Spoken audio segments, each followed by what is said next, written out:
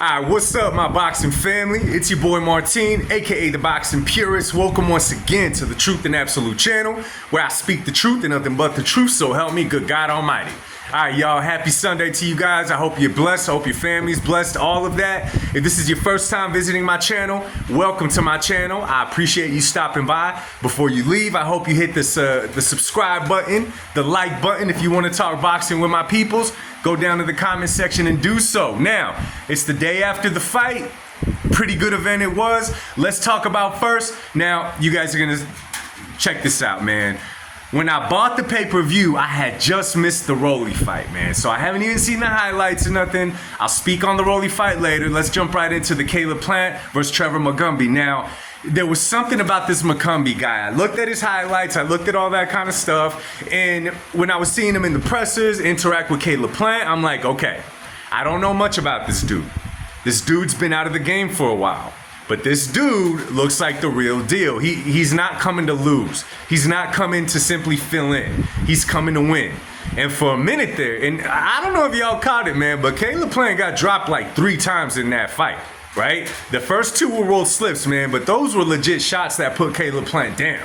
You know, Mccumby is no joke, but nonetheless, Caleb Plant, I think he grew a little bit as a fighter because he faced what he faced. He got dropped, he got back up, and he kept fighting. And Caleb is such a slick boxer, man. He has so much heart.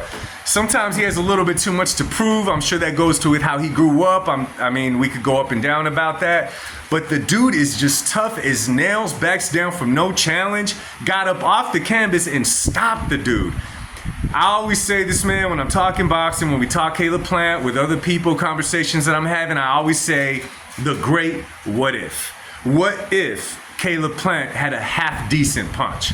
I'm talking about what if he had a half-decent punch? That's it. That boy would be dangerous. So it's a good win for Caleb Plant. You know, he has a lot of options available to him at 168. We'll see what he does next, man. Who knows? Maybe a fight with Berlanga, maybe a fight with Mccumby. Who knows? Anyways, now, let's jump into the next fight, though. Erislandy Lara versus Danny Garcia. Now, let me just start off by saying, man, the first 2 or 3 rounds, I was disappointed that nothing was going on. Lara fights like Lara. Lara, we already expected that from Lara. We know what he's going to bring to the table. Although he's slick, although he's all those things, I'm a big Lara guy. You know what I'm saying? I'm a big Lara dude. We know what we're going to get from him. You know, for the most part, he's not going to be initiating everything. He's not going to be jumping in there. He's not going to press the action. He's just there to win. He's slick. Danny, on the other hand, I think it was round 2 or 3, I saw Danny's face, and I've never seen Danny that way, right? Danny was not scared of the moment. It didn't appear to me. He wasn't shook by the moment. With the look that I saw in Danny's face is like, I have no passion for this anymore. Like this, I don't want to get punched. I don't want to, you know what I'm saying, take a punch to give a punch. Danny, I'll tell y'all right now, man, he had a moment and he just didn't have that fire burning in him no more. You know what I'm saying? I personally think he's done with boxing. In 4 years, if you only fought twice and you got a little family going on, you got good investments. As far as I know, Danny has I think he has a mechanic shop in Philly. I think he has a barber shop in Philly. Same building, if I'm not mistaken. So the kid obviously I call him a kid, he's my age. So he obviously made good investments. Danny's gonna be okay. And honestly, man, I tip my hat to Danny on a great career. His resume is great. The guy fought everybody. I mean, what's not to like about Danny Garcia? But this is definitely the end of Danny Garcia, y'all. It's the end of him. It was cool as a dad to see how his dad was just like, nope, hell no, this fight's done. My son's not gonna keep taking the punishment. Angel was like, there's no use for it. There's nothing. I love seeing the relationship that they have between them, Angel and Danny Garcia. Of course, God bless both of them, and I hope everything continues to go with them down the line. It's better for Danny to stay out the ring so he doesn't get hurt. Now let's jump over to Erislandy Lara. Lara at 168 is going to be in a tough spot because that division is it's mediocre at best. You know what I mean? Of course, you got the Jamal Charlos. Even Jamal Charlo is on there at 168. You got a few fighters at 168, man. Nothing too crazy. What about at 154, Lara versus Crawford? I would say that's something. But even Lara, man, at 41 years old, he looked good last night, and he got the stoppage over a fighter that wasn't even ready to be in the ring mentally. So I don't know how much we could cheer him on and congratulate him for that. He did what he had to do. But at the end of the day, he wasn't in a fight. A fight is when you got two dudes trying to win. Danny was just kind of there. So we'll see what happens with him. We'll see if any big fights come up for Lara. I don't think so, and the other thing with Lara, man, as great as he is in the ring, he's just got no character to him, you know? He doesn't try to, it always seems like Lara is offended. When the mic gets to him, he wants to talk like he's offended. I don't know, man. There's something about his character that is not going to make him a fan favorite anytime soon, especially not at 41. So now, let's get into the fight.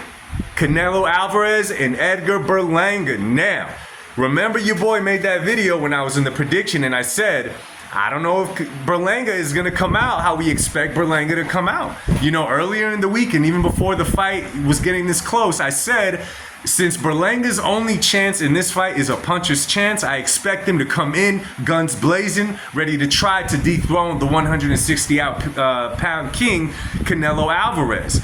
We saw at the opening bell that Berlanga was not going to do that. They did have a few moments where they were trading punches, but Berlanga was not there to do that. You know, and this is another thing I realized about Edgar Berlanga. And I've said this in the past years, you know, Edgar Berlanga's first 16 fights, he got a first round stoppage, first round knockouts. So I think that would happen to many of us, that we all just got this, and you guys are going to agree, we all got this mental image of Berlanga of being a guy that just comes in throwing punches, that's big and strong, hoping to land and get somebody out of there. But last night, when he was in there with an elite top fighter in Canelo, we saw that Edgar Berlanga definitely has different things in his arsenal, and I'm honestly kind of happy for him that even he discovered that part. Because let's be real, y'all. When you box and you fight in a way that you're always going for the knockout, you're lunging in, you're throwing big heavy shots, nothing but haymakers, just going for it, you leave yourself open a lot. And leading up to this Canelo fight, we saw countless videos that said, this is the guy that Canelo's fighting, this is the guy that Canelo's fighting, and obviously it showed all the times that he got clipped and stuff for throwing crazy shots, right? However, myself included, and many of y'all too, we're like completely forgetting, like, wait, what else could Berlanga do inside that ring? All he's showing us is that he got those knockouts, and then he likes to come forward and try to do the same thing. Me personally, I was like, what else could he do? Last night, I seen what Edgar could do, and let me tell you something about Edgar Berlanga, man. Last night, he got the crap beat out of him. Yes. However, something about Edgar's character, how he fought in the ring, how he survived, how he got back up, how he carried himself inside the ring. I'm going to tell you right now, that boy is going to gain a huge fan base off of how he performed against Canelo and how respectful that he was to Canelo and obviously Mexican Independence Weekend to the fans. Edgar is very intelligent when it comes to that. He knows it's Mexico versus Puerto Rico. He's not no dummy to it. But he also knows, if I gain these fans right here, if I get these fans to back me up, if I got them half wanting to watch me fight, I'm going to be a legit star in the sport.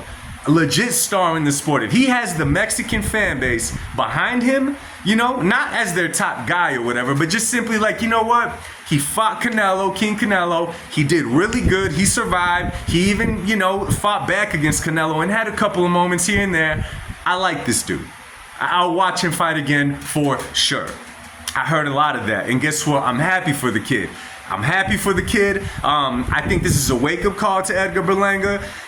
It humbled him and he realized what he has to work on. I'm hoping so anyway. And now, listen, yo, the sky's the limit now. He could fight Caleb Plant, right? I mean, he could fight David Benavidez. He could fight Jaime Munguia. Hell, throw him in there with Trevor Mccumby at 168. I think that'll make for a good fight as well. You know, if Edgar takes his time, perfects his skills, works on not letting his emotions control him inside that boxing ring, we got another star in the sport that's going to be cool to watch. I know I'm going to be watching. I mean, I always watch Edgar, but I'm going to keep watching, you know? As for Canelo went in there, y'all. Give me a second, y'all. Give me a second. Let me get it. So Canelo was Canelo, you know? He was in shape. He did what he had to do inside that ring. You know what I'm saying? He was landed everything he wanted to land. He had moments where he got mad in the ring.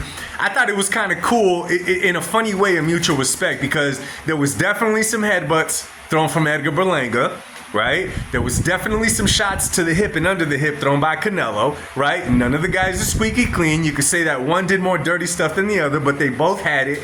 I kind of liked the moment at the very end where they were swinging. They heard the bell, and then they kind of grabbed each other like two brothers that just had a scuffle. They got mad at each other. They handled it, and then they hugged each other like, yo, bro, thank you. I love seeing that moment. I'm not going to front. Canelo doesn't look like he's lost a step, yo. He still has his speed. He still has his accuracy. He still has his defense. He still has his counter-punching ability. He has all that. Of course, Father Time is undefeated, but nonetheless, Canelo still has all of that. And of course, a lot of people like myself and a lot of y'all were like, this fight is not going to make it past 7 or 8 rounds.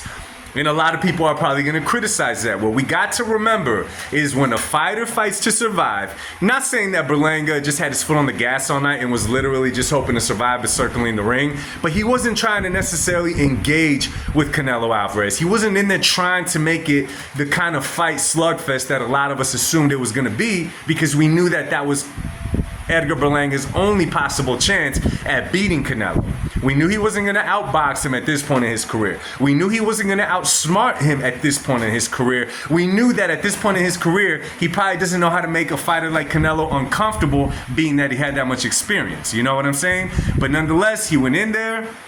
He gained my respect. Canelo Alvarez sealed the deal. And now we ask, what's next? Okay? And what I was trying to say by that, if a fighter is not presenting himself to fight with you, you're going to have a really hard time knocking that dude out. You know what I'm saying? A really rough time knocking him out. Canelo obviously dropped him in the 3rd round with that beautiful left hook.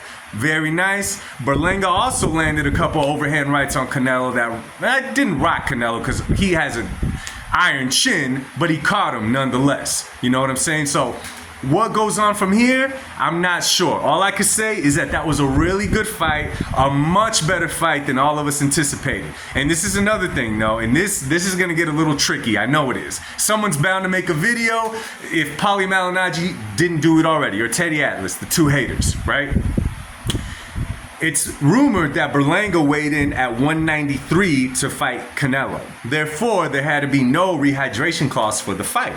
Now, we all know that Canelo said about David Benavidez that the only thing he brings to fight night is 25 pounds more.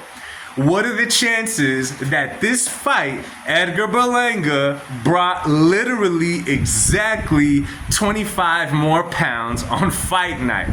So of course, and with good reason, a lot of people are going to start talking, well, then why not fight Benavidez? Well, why not do this? Well, why not do that? To me, it's kind of funny. I don't think it's a double standard. To me, it's just kind of funny how it played out that way. I'm not ever going to say that a fighter of Canelo's magnitude, resume, and everything that he has, he's ducking anybody. But that's definitely going to be something that raises the question into why not Benavidez Canelo? You know what I'm saying? I'm sure Canelo has his reasons, nothing to do with what goes on inside that ring. You know what I'm saying? But I know this question is definitely going to be being asked. I know that people are definitely going to be talking about it and so forth. So now, where does Canelo go from here? Caleb Plant was talking about a possible fight, a rematch. I don't think that fight needs a rematch because Plant got stopped. Terrence Crawford and Turkish Al Sheikh over there holding hands at the UFC, right? Calling out Canelo, and Canelo said, no comment. I love the fact that Canelo is not folding to Jive Turkey over there. I love it. It's petty on my end, but I love it. You know what I'm saying? Terrence Crawford is just not a realistic fight. It's just not a realistic fight. Y'all can say whatever it is, this and that. Just think about Crawford's last performance and him having to go up another almost 20 pounds to face a guy like Canelo. Get out of here with that. That's just too much size. Too much size. That's asking for a payday. So, nonetheless, let me know what y'all thought of the cards last night. And just so y'all know, a sneak peek into other videos I'm going to be making, I saw Paulie talking crazy, and I saw Teddy Atlas talking crazy, and you know your boy is too petty to let those things slip, so I'll be making a video on the two New York natives, Paulie Malignaggi, Teddy Atlas, and they're holding hands, hating on Canelo Alvarez. You know what I'm saying? I'm going to make that on the next video, but drop a comment comment down below. Let's talk boxing. Much love. God bless you and your families. Peace.